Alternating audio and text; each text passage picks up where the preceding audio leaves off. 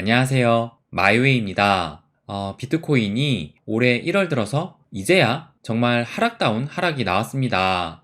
보시는 것처럼 일본 기준으로 해서 지금까지 3% 이상 빠진 적이 없는데, 보시면 이렇게 처음으로 이 3% 넘는 하락이 나왔고, 최근에 이 봉길이를 보면 3% 이상 하락을 한 적이 단 한 번도 없었어요. 그래서 좀 더 자세히 보면 보시는 것처럼 어제 오후부터 이런 하락이 나왔는데, 그 하락 시간대를 보면 어제 한 오후 5시가 좀 넘어서 이런 하락이 나오기 시작을 했습니다. 그래서 어제 오후 5시 이후로 하락이 시작되더니 점점 그 낙폭이 커졌는데, 그 이유를 좀 찾아보니까 요거를 먼저 좀 보여드리면, 보시는 것처럼 어제 5시 이후로 유럽 쪽에서 각종 지표들이 발표가 됐어요. 먼저 이 스페인을 좀 보시면, 스페인 같은 경우 어제 이 소비자 물가지수가 발표가 됐는데 약간 좀 충격적이게 예상치가 4.9%였고 이 전달이 5.7%였는데 어제 발표치는 5.8%가 나왔습니다. 그러니까 예상치가 4.9%였는데 거의 예상치가 1% 가까이 빗나가게 된 거예요. 그리고 지난달과 비교해서도 0.1%포인트가 상승을 했으니까 인플레가 다시 고개를 들었다라고 해석을 할 수도 있을 것 같아요. 그리고 또 6시에는 독일의 GDP가 발표가 됐는데, 이 4분기 GDP가 예상은 0%였는데 실제 발표치는 마이너스 0.2%로 역성장을 했어요. 그래서 지난 3분기에는 0.5% 그래도 성장을 했었는데 4분기에는 예상을 깨고 역성장을 하면서 이제 경기 침체에 대한 우려까지 나올 수 있게 된 거예요. 그리고 또 1시간 뒤에 이 이탈리아에서 생산자 물가지수가 발표가 됐는데, 여기에는 예상치가 나오진 않았지만 그래도 전달과 비교해서 0.3%포인트 상승을 하면서 이것이 또 소비자 물가지수로 전이될 수 있는 그런 우려를 낳게 했습니다. 그래서 어제 이렇게 5시 이후로 발표된 지표만 보면 이 유럽의 인플레가 여전히 끝나지 않았고, 거기에 이 경기 침체의 그림자까지 점점 드리워지고 있다라고 볼 수가 있을 것 같아요. 뭐 이것이 하락의 주된 원인이 되진 않았겠지만, 그래도 시간상 타이밍을 봤을 때 그동안 많이 올랐던 것을 이것을 계기로 하락으로 전환할 가능성은 충분하다고 보여집니다. 근데 이 유럽이 불과 며칠 전까지만 해도 분위기는 괜찮았어요.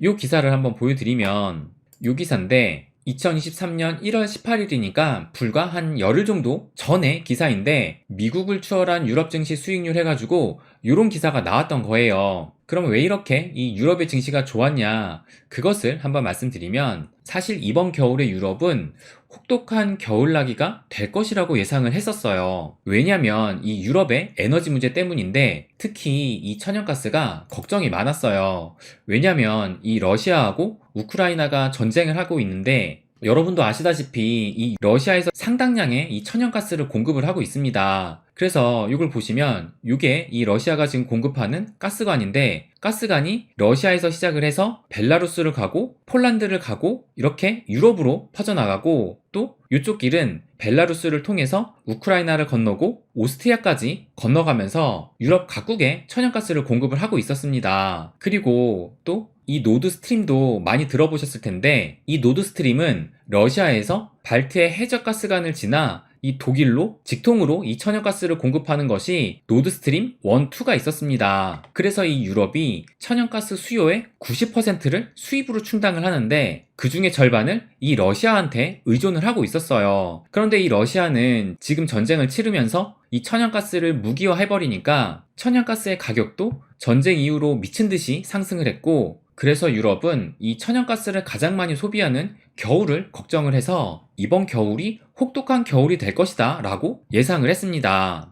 그런데 이런 예상과 다르게 보시는 것처럼 이상 고온으로 해서 유럽이 생각보다 너무 따뜻하게 된 거예요. 그래서 이 기사를 보시는 것처럼 이상 고온으로 넘긴 유럽 에너지 대란 하면서 주식시장에서는 장밋빛 전망이 일색이고 주가는 오르고 있다라고 기사가 나왔습니다. 그래서 이 천연가스 가격을 보면 아마 한 2월 달쯤에 전쟁이 발발한 것으로 기억을 하는데, 그때 이후로 보시면 이 천연가스가 이렇게 정말 미친 듯이 올랐다라는 것을 알 수가 있어요. 그러다가 이 고점을 찍고 이 천연가스가 하락을 하는데, 이 겨울이 따뜻해지면서 이 하락의 기울기가 더 가파르게 떨어졌다라는 것을 알 수가 있습니다. 그래서 이 현재 천연가스의 가격이 전쟁 이전보다 더 낮은 대략적으로 한 2021년 한 5월 달과 거의 비슷한 이 가격대까지 떨어져 버린 거예요. 그래서 그 덕분에 이 경기 침체를 피할 수 있을지도 모른다라는 그런 기대감이 생겼고, 유럽 경제 선방에 기대감이 더 커지고 있다라는 기사가 불과 1월 25일이니까 일주일 전까지만 해도 이렇게 나왔던 겁니다. 그런데 어제 막상 이 뚜껑을 까보니까 독일의 경제는 지난해 4분기 0.2% 역성장을 했고 이제 경기 침체에 직면을 했다라고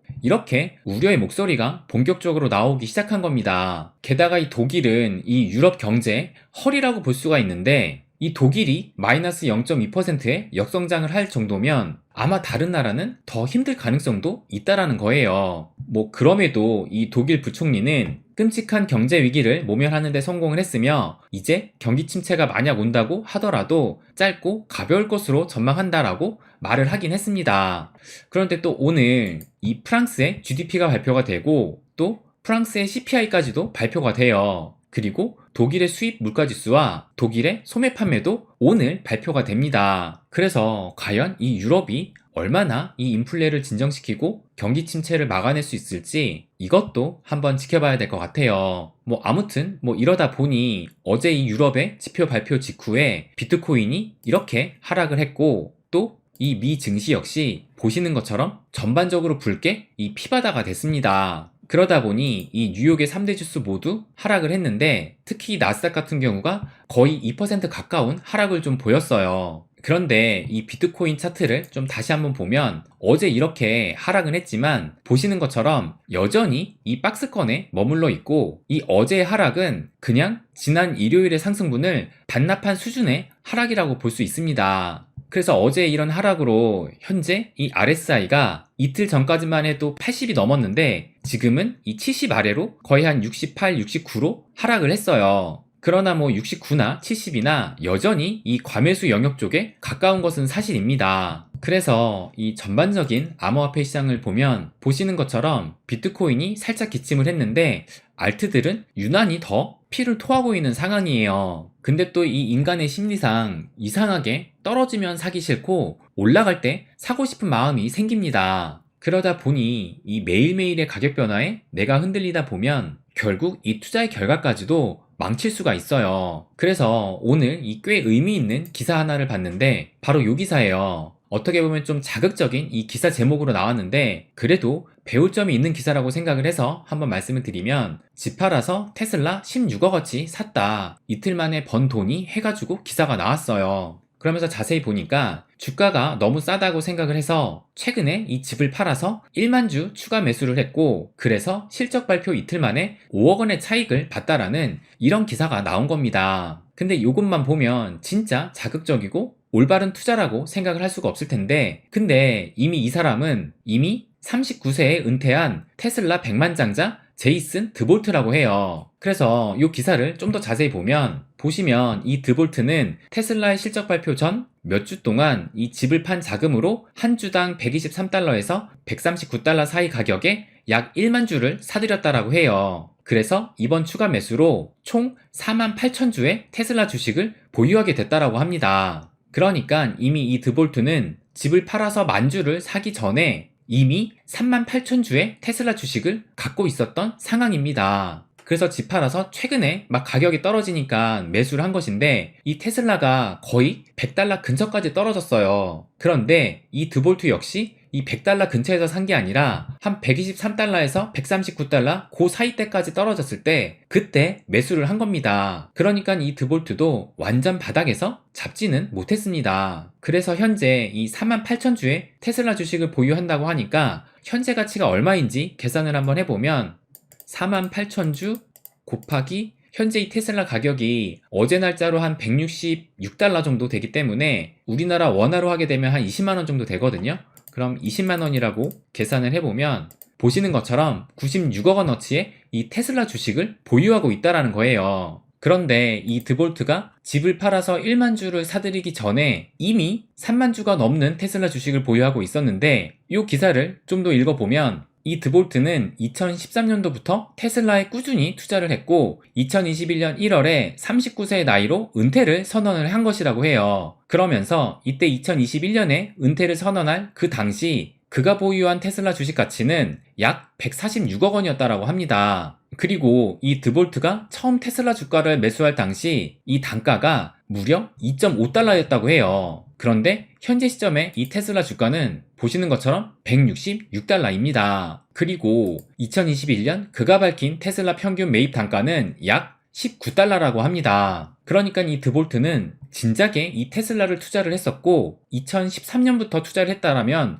지금 거의 10년이 넘게 홀딩을 하고 있다는 겁니다. 그러니까 이 드볼트가 부자가 될 수 있었던 것은 이 테슬라라는 좋은 주식을 싸게 사고 오래 홀딩했다라는 거예요. 물론 이게 결과론적으로 테슬라가 좋은 주식이라는 것이 가격으로 증명이 됐기 때문에 이렇게 성공을 한 것인데, 그런데 누구라도 10년 뒤에 이것을 지금 사두면 떼돈을 벌고 큰 부자가 될 것이라고 한다면 누구나 사서 마음 편하게 10년 동안 기다릴 겁니다. 그런데 그것을 확신할 수 없으니까 이렇게 장기 투자하는 것이 쉽지가 않은 겁니다. 그런데 이것은 코인도 마찬가지일 거예요. 내 기준에 좋다라고 생각하는 코인을 몇 가지 선별을 해서 그 수량을 꾸준히 모아나가고 오래 가져간다면 거기에서 이 대박이 나올 확률은 높아질 수 있다고 생각을 합니다. 제가 지금 이렇게 말씀드리는 것이 이 드볼트처럼 집을 팔아서 매수하자라는 얘기가 아니고, 또 지금 가격이 떨어졌다라고 해서 지금 당장 매수하라는 얘기도 아닙니다. 좀 전에도 보여드렸지만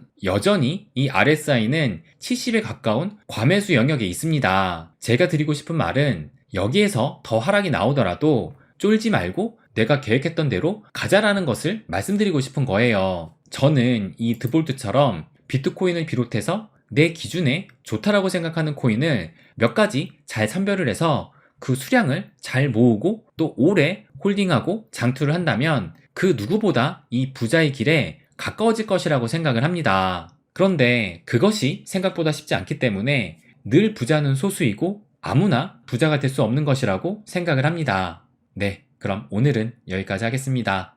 항상 제 이야기 끝까지 들어주셔서 감사드립니다. 부자가 되는 길, 마이웨이.